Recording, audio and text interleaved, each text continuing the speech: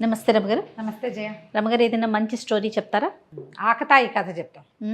కొంతమంది ఉంటారు, వాళ్ళకేం పెద్ద దాని మీద రాబడి ఉండకపోయినా ఇతరులను ఏడిపించుకు తినేవాళ్ళు, వేళాకోళం చేసేవాళ్ళు, ఏడిపించుకు తినేవాళ్ళు, ఏమనాలి టక్కరితనంతో మోసగించేవాళ్ళు, ఎరకాటల్లో పెట్టేవాళ్ళు, ఇలా తమాషాగా ఉంటారు. చందమామ కథల్లో ఓ కథ ఎప్పుడో చదివాను నేను. అది చెప్తామా వద్దా అని ఆలోచించి ఊరుకున్నా. ఎందుకు రమగారు? గుర్తొచ్చింది.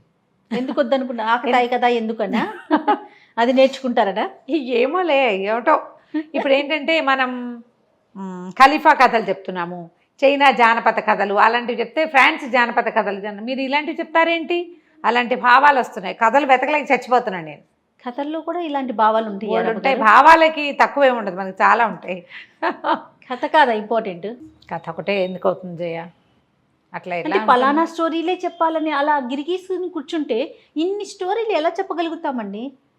కొన్ని వేల స్టోరీస్ కదా. అవన్నీ ప్రశ్నలు మీరు వేయకూడదు, మేము ఇలాగే అంటాం. అంతేనా? మేమంతే. ఏదైనా చెప్పగానే మీరు గాజులు వేసుకోలేదు, మీ మెల్లో మంగళసూత్రాలు ఉన్నాయా, బొట్టు పెట్టుకోలేదు, వాళ్ళు మేకప్ చేసుకున్నారు ఎందుకు, అలాంటివి అడుగుతారు. అంటే అలా ఒక ఉద్రేకం వస్తుంది. మరి అలాంటప్పుడు మీరు ఇలాంటి పిచ్చి పిచ్చి వేరే కథలు చెప్పవకండి. అలాంటివి కూడా వచ్చినా సరే ఇంకా కథలు లేవు, నాకు దొరికింది కదా చెప్తా అంతే. కాదు రమ్మగారు, మనం తాగే నీరు కానీ పీల్చే గారి కానీ మనది అని రాస్తుంటుందా అండి? అలా ఉండదు, కానీ ఇట్లాగే ఆలోచించలేకపోతే ఎట్లా రమ్మగారు? ఫార్వర్డ్గా ఆలోచించొద్దా కదా? మంచి విషయమా పోని, అది వినటం వల్ల మనకు సంతోషం వచ్చిందా, దానివల్ల మోరల్ తీసుకోండి, తీసుకోకపోనివ్వండి, మోరల్స్ పక్కన పెట్టు, కాలక్షేపం ఒక మంచి విషయం కదా. దాంట్లో కూడా ఇలా రూల్స్ అండ్ రెగ్యులేషన్స్ పెట్టుకుంటే చేసే వాళ్ళకి చెప్పే వాళ్ళకి చాలా ఇబ్బంది ఉంటుందండి. కష్టమే కొంచెం. అప్పుడప్పుడు కాస్త నేను దీన్ని ఫేస్ చేస్తున్నాను. నాకు పర్సనల్ మెసేజెస్ వచ్చేస్తుంటాయి, మీరు ఇలాంటివి చెప్పకండి, ఫలానా స్టోరీసే చెప్పాలి. సరే, టిల్ అనేవాడు ఒకటి పేరు. ఇదేంటంటే మన దగ్గర ఒక కెమెరామెన్ ఉన్నాడండి, టిల్లు. మన డీజే టిల్లు ఉన్నాడు కదా, అలాగా. ఈ టిల్ ఏంటంటే జర్మనీ కథ. ఇది ఒక పేద సామాన్య కుటుంబంలో పుట్టాడు. చిన్నప్పటి నుంచి చిలిపివాడు, ఏదో ఒక కొంటె పని చేసేవాడు, అల్లరి చేసేవాడు. ఎవరి పైనుంచి దూకుతారో వాళ్ళకి అదేదో దొరుకుతుందని పిల్లల మధ్య పందాలు పెట్టి వాడు మాత్రం దూకేవాడు కాదు, అందరూ దూకేవాళ్ళు.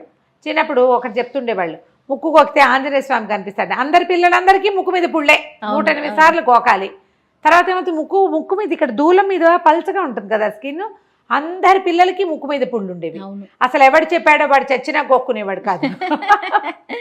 వీడు కూడా అలాంటి వాడు అన్నమాట. అయితే ఇదేంటంటే పాపం తండ్రి చనిపోయాడు.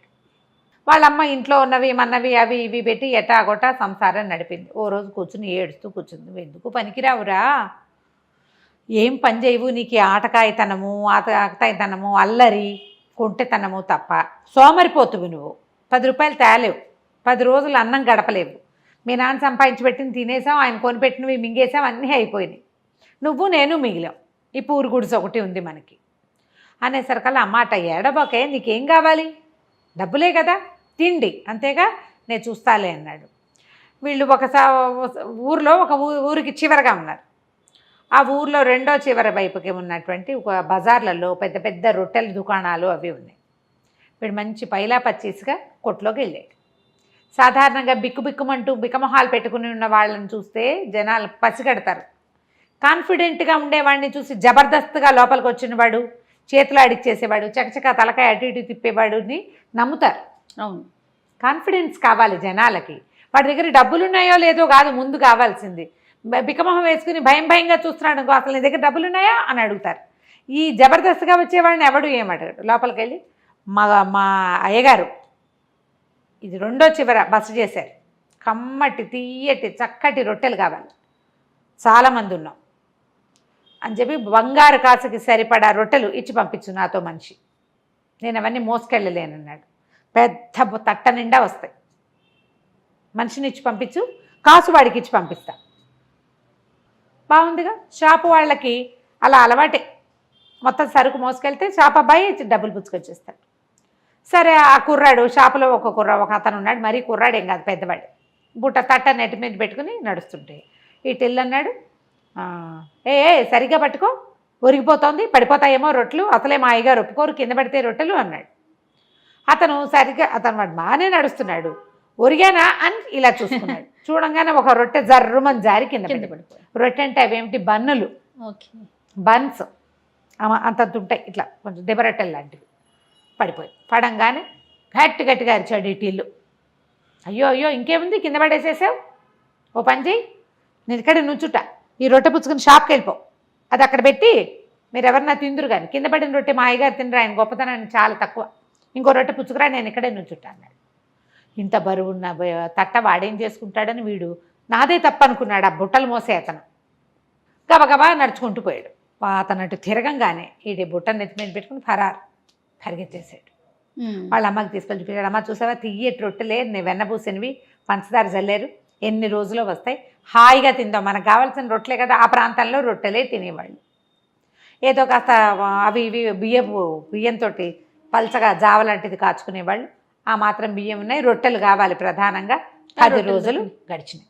గడిస్తే వాళ్ళమ్మ 10 రోజులు అవ్వగానే, ఒరే నువ్వు తెచ్చిన బుట్టెడు ఎన్నాళ్ళు వస్తాయిరా, రొట్టెలు కాస్త అయ్యే పోయినాయి, మళ్ళీ మొదలెట్టేమో మళ్ళీ మొదటికి వచ్చాం మనం అని తిట్టిపోతుంది. అంతే కదా, ఎవరి దగ్గరైనా పని చేస్తాలేవే అన్నాడు. అయితే ఏమైంది, ఒక రొట్టెల కర్మాగారంలో చేరాడు. అది రొట్టెలు చేసే బేకరీ. అయితే ఆయన సాయంకాలం అయ్యేసరికి వీడికో 4 రొట్టెలు చేతిలో పెట్టేవాడు. డబ్బులు ఇవ్వాలి, ఇంకా డబ్బులు ఇవ్వాల, ఏ రోజుకి ఆ రోజు కూలీ ఉంటుంది. అయితే 2 రోజులు పనిచేశాడు. 3వ రోజున ఆయన్ని ఎవరో పిలిచారు. ఒరే నాయనా, నేను వెళ్ళొస్తాను, ఈ లోపల నువ్వు కాలుస్తావా అన్నాడు. ఏం కాల్చమంటారు అన్నాడు. ఏం కాలుస్తావురా, గుడ్ల గుబులు కోతులును వాటిని కాలుస్తావా, రొట్టెలు కాల్చు, పింజారి వెదవా, బుద్ధి లేదు నీకు అని కేకలేసి వెళ్ళిపోయాడు. వీడేం చేశాడు, ఆ మొత్తం మైదా పిండి అంతా చక్కగా నున్నగా చేసి రొట్టెలు గుండ్రంగా చేయాలి కదా, ఒకటేమో గుడ్ల గూబాకారంలో, ఒకటేమో కోతాకారంలో చొప్పున ఇన్ని గుడ్ల గూబలు ఇన్ని కోతులు చేసి అక్కడ పెట్టాడు. చేసి అవన్నీ కాల్చేసాడు. ఆ యజమాని వచ్చాడు. వచ్చి చూసేసరికి అది ఏముంది, గుడ్ల గూబాకారంలో కొన్ని రొట్టెలు, కోతాకారంలో కొన్ని రొట్టెలు. హాత్తేరి అని ఆయన అరిచర్చి పోటాడు. మీరే కదండి చెప్పారు కోతులు గుడ్ల గుబ్బలు కాల్చమన్నారు, ఎవరికైనా ఆర్డర్ ఉందేమోనని కాల్చాను అన్నాడు. అనగానే ఆయన తెగదిట్టిపోసి, పిండి డబ్బులు పెట్టు, అక్కడ పెట్టు, నువ్వు నీ రొట్టెలు నువ్వే పట్టుపో, ఏం చేసుకుంటే అది చేసుకో వెదవా అని తెగదిట్టాడు. తిట్టేసరికి వీడేం చేశాడు, వాడి దగ్గర ఏదో కొద్దిగా చిల్లర పైసలు, మీరు నాకు 2 రోజులు కూలీ ఇవ్వాలిగా, ఆ కూలీ డబ్బులు మినహాయించేసుకోండి ఈ పిండికి, ఇంకేదో ఒక పావలాన 10 పైసలు ఉంది, ఈ పావలా కూడా ఉంచుకోండి అని ఆ 2 బుట్టల్లో ఇన్ని గుడ్ల గూబ రొట్టెలు ఒక దాంట్లో, కోతి రొట్టెలు ఒక దాంట్లో పుచ్చుకుని పోయాడు. వాటి మీద పంచదార జల్లించుకుని వెళ్ళి ఏం చేశాడంటే, బిస్కెట్లు లాంటివి అనమాట, అవి అంతంతవి చేస్తారు, నాన్స్ అవి ఉంటాయి కదా, నాన్ రొట్టి అంటారు వాటిని.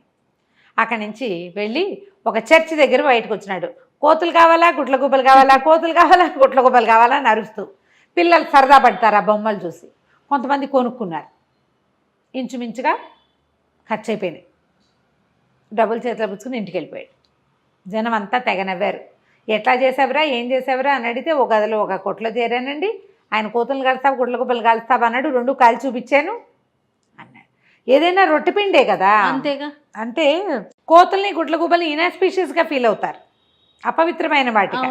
పిల్లలకి సరదాగా ఉంటుంది, బొమ్మలు కొనుక్కుంటారు కదా, అట్లా శుభ్రంగా తినేశారు. ఇలాంటి పనులు ఎన్ని చేసేవాడో ఆ టిల్లు. సరే, క్రమంగా కొంచెం పెద్దవాడయ్యాడు. జనాలు గుర్తుపట్టారు వీడు కొంటేవాడు, ఇలాగే ఏదో చేస్తాడు, ఎప్పటికప్పుడు ఇంతే పని చేస్తాడని. ఈ టిల్లుకి ఏ పని చేతకపోయినా ఇలాగే జనాల్ని మోసం చేసి ఎట్లాగొట్లా ఓ గుర్రం కొనుక్కున్నాడు. ఆ గుర్రం మీద తిరుగుతూ ఇట్లాగే జనాల్ని ఏడిపించుకు తింటుండేవాడు. ఓసారి ఆ గుర్రం వేసుకుని తిరుగుతుంటే ఒక పాల కేంద్రం లాంటిది ఒకటి కనపడింది. అక్కడ చాలామంది ఆడవాళ్ళు పాలు పోస్తుంటే వీడేం చేశాడు, ఒక గంగాళం కొనుక్కొచ్చి అక్కడ పెట్టి, ఈ గంగాళం నిండేదాకా పాలు పోయండి, మీకు డబల్ ఇస్తానన్నాడు. వచ్చిన ప్రతి వాళ్ళు గంగాళం నిండా పాలు పోసేశారు. పాలు పోసేసాక ఇతనన్నాడు, వచ్చే వారం వచ్చి డబ్బులు తీసుకెళ్ళండి అనేసరికి వాళ్ళంతా పోట్టాడారు. డబ్బులు కావాలి. అయితే మీ పాలు మీరు పట్టుకోండి. ఎవరి పాలు వాళ్ళు పట్టుకుపోవాలంటే లైన్గా ట్యాప్ కింద నిలబడ్డట్టు ఎందుకు నిలబడతారు, జనాలు తొక్కిసలాటై సగం పాలు కిందే పోయినాయి. అయ్యో, అక్కడంతా జనాలు చుట్టూతా చేరి సరదా చూస్తున్న వాళ్ళంతా చూస్తూ ఉండగానే ఇటిల్లు కాస్తా వెళ్ళిపోయాడు. ఇట్లాంటి పనులు చేసేవాడు అనమాట. అయితే ఏమైంది, క్రమంగా ఇలాంటి పనులే చేస్తుండేవాడు. అయితే కొన్ని రోజులకి ఏమైంది, ఏమి డబ్బులు మిగల్లా అతని దగ్గర. వాళ్ళ అమ్మాయి చచ్చిపోయింది. ఈ గుర్రం ఒకటే ఉంది. గుర్రాన్ని అమ్మేయాలనుకున్నాడు. గుర్రాన్నేమో అమ్మడం ఇష్టం లేదు. అమ్మపోతే బండి నడిచేలాగా లేదు. అక్కడి నుంచి ఏం చేశాడు, ఆలోచిద్దామని ఒక కొట్టంలో గుర్రాన్ని కట్టేశాడు. కట్టేసి బయట బోర్డు రాసి పెట్టాడు. నా దగ్గర ఒక అత్యద్భుతమైన గుర్రం ఉంది. తల ఉండే చోట తోక, తోక ఉండే చోట తల ఉన్నాయి. దానికి తల ఉండాల్సిన చోట తోక ఉంది, తోక ఉండాల్సిన చోట తల ఉంది. బ్రహ్మాండంగా పరిగెడుతుంది, మామూలుది కాదు అది. చూడదలుచుకున్న వాళ్ళు తలా ఒక రాకాసు ఇవ్వండి అని పెట్టాడు. గుర్రం కనపట్ల, అందరు సందులో నుంచి చూస్తున్నారు, కనిపించట్లే. అదంతా పకడ్బందీగా కట్టేస్తుంది. సరే ఏముంది, జనాలు ఒక రాకాసే కదా, బోళ్ళంతమంది రాకాసులు ఇచ్చారు, జేబులు నిండిపోయినాయి. టడా ఆయన పెద్ద మ్యూజిక్ పెట్టి ఆ గుర్రాన్ని బయటికి తీసుకొచ్చాడు. చూస్తే అందరూ ఇదేంటి మామూలుగానే ఉంది కదా అన్నారు. మెళ్ళో కట్టి ఉండాల్సిన తాడుని తోక దగ్గర కట్టాడు. చూసుకోండి వింత గుర్రం. జనాలంతా పగలబడి నవ్వారు. రాకాసులు ఇచ్చిన వాళ్ళు కాసు కోసం ఏం పోట్లాడతారు, అదే కదా. కొన్నాళ్ళకి డబ్బులు వచ్చేసినాయి. ఇలా ఎన్ని కోతి పనులు చేసేవాడు. ఒకసారి ఏమైంది, ఇతను ఒక నగరంలో నుంచి లోపలికి వెళ్తుంటే ఒక 12 మంది బిచ్చగాళ్ళు కూర్చున్నారు.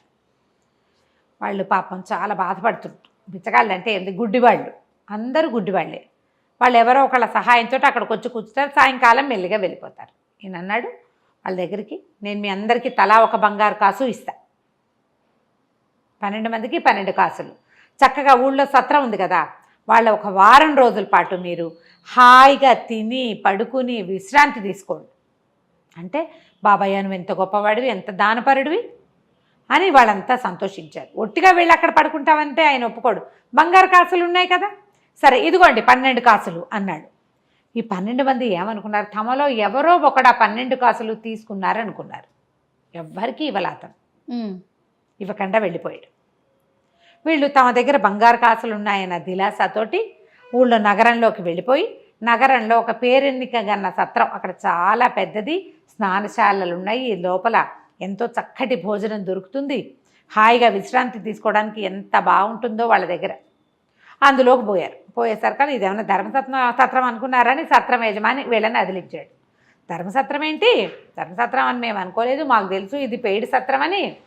మా దగ్గర 12 బంగారు కాసులు ఉన్నాయి, ఒక్కొక్కళ్ళు ఒక బంగారు కాసు ఇస్తాం. ఎన్ని రోజులు ఉంచుకుంటామంటే వారం రోజులు ఉంచుకుంటాను అన్నాడు. ఒక కాసుకి 1 వీక్. హాయిగా వారం రోజులు సుఖంగా ఉన్నారు వీళ్ళు. వారం అయ్యేసరికల్లా వాడికి వారం అయిపోయింది, నా డబ్బులు ఇచ్చి కదలండి అన్నారు. అలాగే తీసుకో అన్నారు. తీసుకో అంటున్నారు. ఇందులో వీళ్ళలో ఒకడన్నాడు, ఒరే బంగారు కాసులు ఎవరున్నాయో ఈయనకి ఇవ్వండి రా అన్నాడు. నా దగ్గర లేవంటే నా దగ్గర లేవన్నారు. అప్పుడు వీళ్ళకి అర్థమైంది బంగారు కాసులు ఎవ్వరికీ ఇవ్వబడలేదు. అక్కడి నుంచి గట్టిగా అరిచి అతను ఏం చేశాడు, వీళ్ళందరినీ బందిఖానాల్లో పెట్టాడు. ఆ బయటే ఉంది ఒక దీంట్లో, అందులో వేసి తలపేసేసాడు చీకటి కొట్లో. టిల్లు మాత్రం వీళ్ళ మీద దృష్టి పెట్టుకుని ఉన్నాడు, గమనిస్తున్నాడు. వచ్చి ఏమిటయ్యా భలేవాడివి, పాపం వాళ్ళకి ఎవరో ధర్మాత్మలో సహాయం చేస్తారని వచ్చారు, ఒక వారం రోజులు ఉంచుకున్నా వాళ్ళని ఏం చేసుకుంటావు, కబోది వాళ్ళని పెట్టుకుని అంటే మరి నేనేం చేయనండి, నా నష్టం ఎవరు పూడుస్తారంటే ఆ మాత్రం దానం చేసే ధర్మాత్ములు లేరు, ఉన్నారు బ్రహ్మాండమైన వాళ్ళు, ఎంతమంది ఎంతో అద్భుతమైన వాళ్ళు ఉన్నారు. కావాలంటే మీ ఆవిడని నాతో పంపించు, నేను ఆ దానం ఇచ్చేవాడిని ఎవరినైనా చూస్తా అంటే సరేనన్నాడు.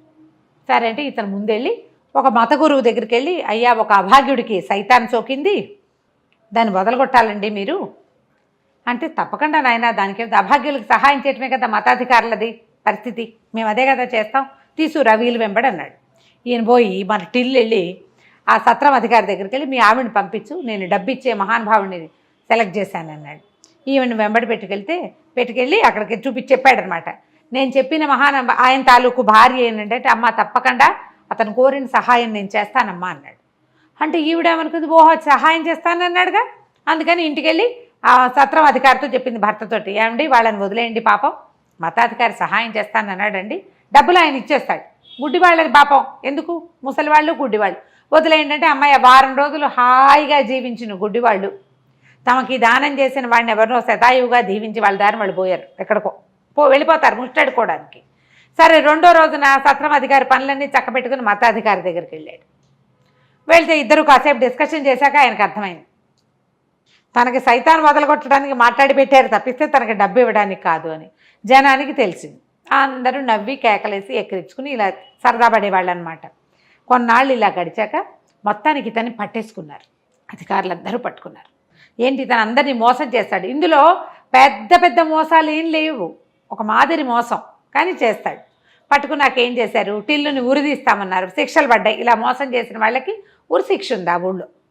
ఉరి శిక్ష వేస్తామని మొత్తం జనం అంతా చేరారు. వాళ్ళలో కొంతమందికి వీడికి ఉరి శిక్ష వేయడం ఇష్టం లేదు, వాడి వల్ల సరదాగా మంచిది, ఎప్పటికప్పుడు ఇలాంటి సంఘటనలు చెప్పుకుని నవ్వుకోవడానికి బాగుంటాయి. అందరూ నుంచున్నారు. నుంచుంటే సరే ఇతనికి ఊరేస్తుంటే ఆఖరి కోరిక చెప్పమన్నారు.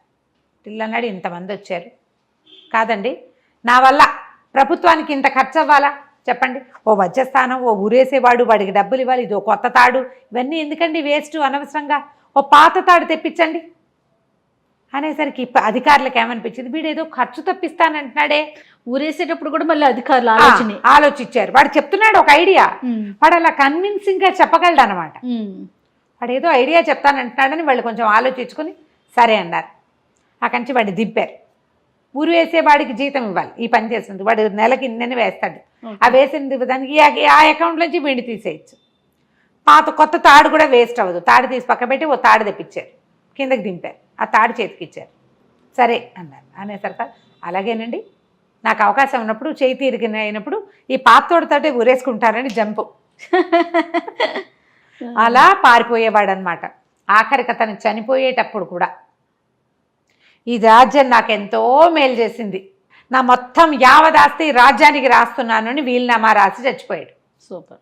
రాజ్యానికే తన డబ్బంతా ఇస్తానన్నాడు, ఇంతమందిని మోసం చేశాడు, వాడి దగ్గర కోట్లు ఉంటాయని సకల రాజమర్యాదలతోటి అతనికి అంత్యక్రియలు చేసి ఆయనకు పెద్ద సమాధి కూడా కట్టారు. అవన్నీ అయిన తర్వాత ఆయన బాక్సులు ఓపెన్ చేస్తే అందులో కంకర రాళ్ళు ఉన్నాయట. చనిపోయేటప్పుడు కూడా తమాషానే, ఆకతాయితనంతో చేశాడు. ఇలా కొంతమంది కనిపిస్తారు. కథలు కొన్ని సరదాగా ఉంటాయి, సరదాగా వినడానికి అంతే బాగుంటుంది. వేరే దేశం వేరే జాతివా అన్న ఆలోచన చేయబోకండి. రైట్. నమస్తే. నమస్తే.